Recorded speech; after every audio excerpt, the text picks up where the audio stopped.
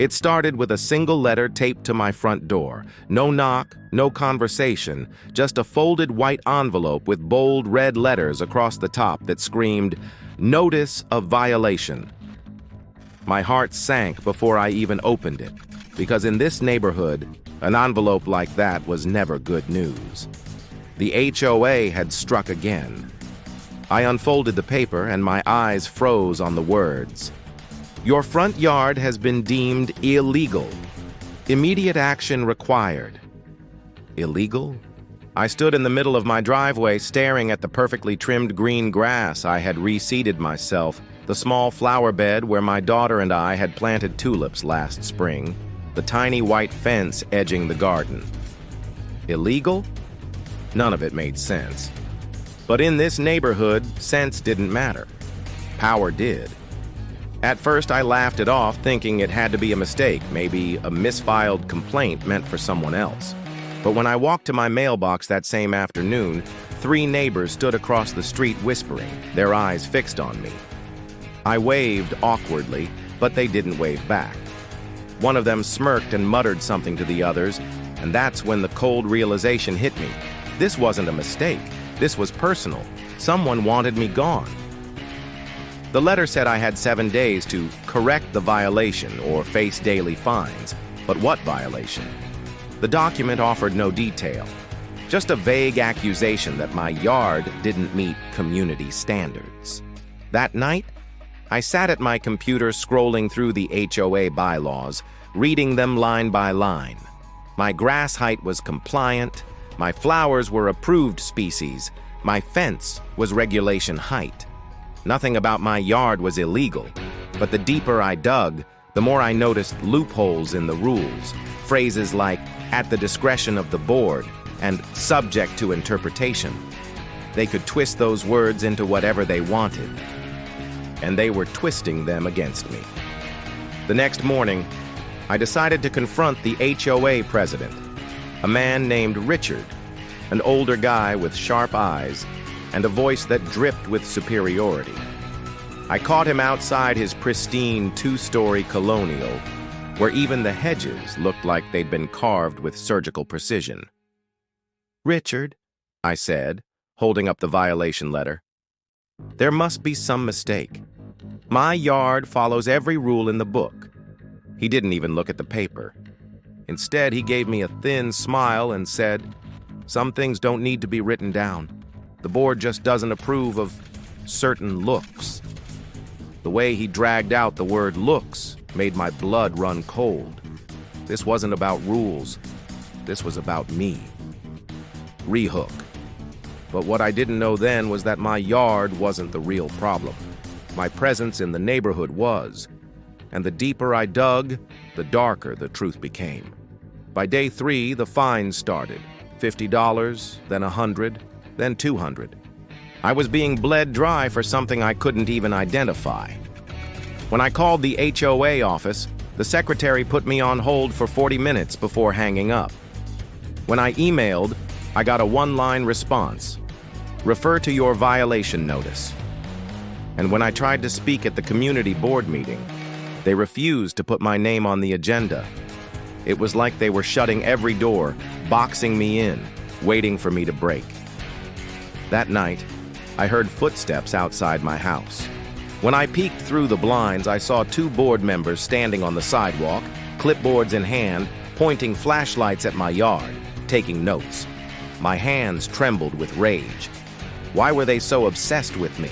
Why was my yard suddenly a matter of life and death for them? Rehook. And then I discovered something I was never supposed to see. While combing through county property records, I found that my lot was different from the others. Hidden in the paperwork was a detail no one ever mentioned. The land under my house had a separate deed attached, owned decades ago by someone whose name was scratched out in the margins. It didn't make sense, but tucked in the HOA's recent filings was a note: "Acquisition recommended for community expansion." My heart pounded. They didn't think my yard was illegal. They wanted my house. They wanted my land. Suddenly, everything clicked. The whispers, the smirks, the harassment. The HOA wasn't trying to fix my yard. They were trying to drive me out so they could seize my property. Rehook. But if they thought I was going to roll over, they were about to regret it. I started documenting everything. Every letter, every fine, every late-night visit. I installed cameras that caught board members trespassing, taking photos of my backyard at 2 in the morning. I recorded phone calls where Richard hinted that selling now would save you a lot of trouble. And then, one night, I caught something even worse. My camera picked up 2 men in HOA jackets sneaking into my yard with shovels, tearing up the flower bed my daughter and I had planted. They weren't enforcing rules. They were destroying evidence that my yard was perfectly legal. Fueled by rage, I took my evidence to the county attorney. At first, she looked skeptical. HOA disputes rarely made it to her desk. But when I showed her the footage, the documents, the fines stacking up without justification, her expression hardened. "This isn't about rules," she said quietly. "This is about extortion." Rehook. And just when I thought I had them cornered, the HOA pulled their dirtiest move yet. They called an emergency meeting without notifying me and voted unanimously to foreclose on my home for unpaid fines. In one swoop, they tried to strip me of everything I owned. I came home to find another envelope on my door, this one colder, deadlier. Final notice of foreclosure proceedings. For a moment, I felt crushed, defeated. They had the money, the lawyers, the power. I was just one homeowner against a machine built to crush resistance. But then, I remembered something Richard had said, that some things don't need to be written down. That smug arrogance would be their downfall. Because while they thought they could hide behind vague bylaws, I had hard evidence of corruption. So I went public. I posted the videos, the documents, the footage of them trespassing, the proof of their illegal land grab. I sent it to every neighbor, every news station, every social media channel I could find. And within days, the story exploded. Neighbors who had once whispered and smirked now turned on the board. Reporters showed up at the HOA office demanding answers.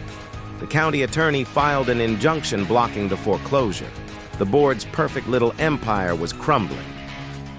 Rehook. But the real twist. Richard wasn't just protecting the HOA, he was protecting himself.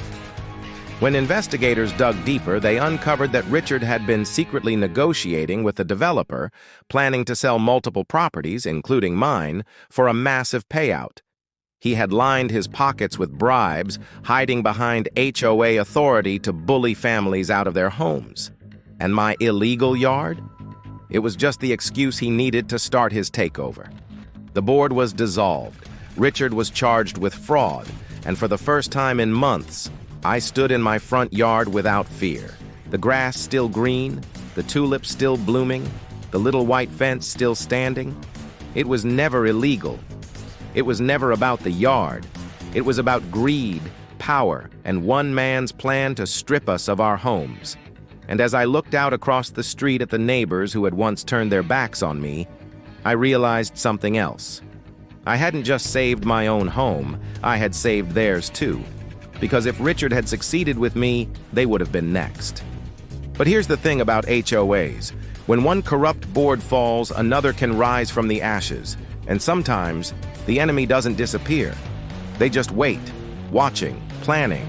And that's when the real war begins.